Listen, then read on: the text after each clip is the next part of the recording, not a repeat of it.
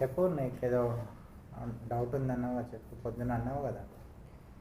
ఈ మధ్య యూట్యూబ్లో, ఇన్స్టాగ్రామ్లో వీడియోస్లలో కర్తా భావన లేకుండా ఉండటము అని చెప్తున్నారు. అసలు అంటే ఏంటి?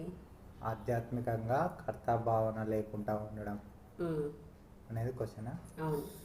సో కర్తాభావన లేకుండా ఉండడం అంటే ఉమ్, జనరల్గా ఏంటి అంటే ఉమ్, మనల్ని ఉమ్, విశ్వశక్తి నడిపిస్తుంది, ఓకే, ప్రకృతి నడిపిస్తుంది ఓకే. అని బ్రతకడం. అంటే మనం చేసే ఏ పనైనా, ఉమ్, ఇప్పుడు ఒక మంచి పని చేసావు, ఉమ్, ఒక మంచి పని చేసినప్పుడు ఉమ్, ఈ మంచి పనిని నేను చేసిన ఉమ్, అని అనుకోవడం వేరు, ఉమ్, నా చేత విశ్వశక్తి ఆర్ పరమాత్ముడు ఆర్ ప్రకృతి నడిపించింది అని అనుకోవడం. అప్పుడు ఏమవుతుంది? కర్త నువ్వు కాదు, చేసింది ఎవరు? విశ్వశక్తి, ఓకే. భగవంతుడు. ఉమ్, అంటే కర్త భగవంతుడు అయినప్పుడు నీకు ఈగో లేదు, నేను చేసిన, నేనే ఇది చేసిన అనే అహంకారము ఛేదిస్తాం.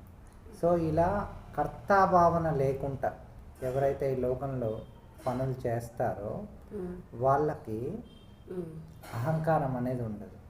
అలా మన యోగులు, ఋషులు కూడా వాళ్ళు ఏమి చేసినా కానీ కర్తాభావన లేకుండా చేస్తారన్నమాట.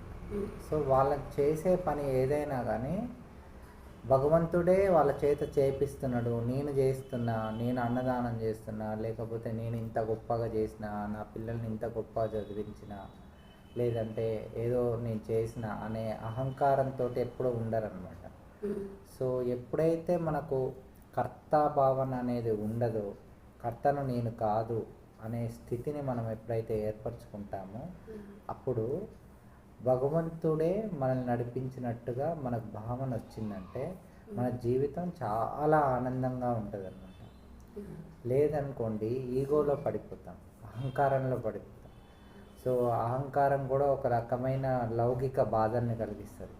ఎప్పుడైతే ఆధ్యాత్మికంగా ఒక మెట్టు ఎదగాలి మనుష్యులు అని అనుకున్నప్పుడు నా చేత భగవంతుడే చేపిస్తుండు అంటే మీ కర్మల్లో పవిత్రత వస్తుంది.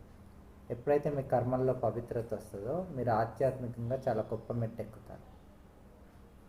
Thank you.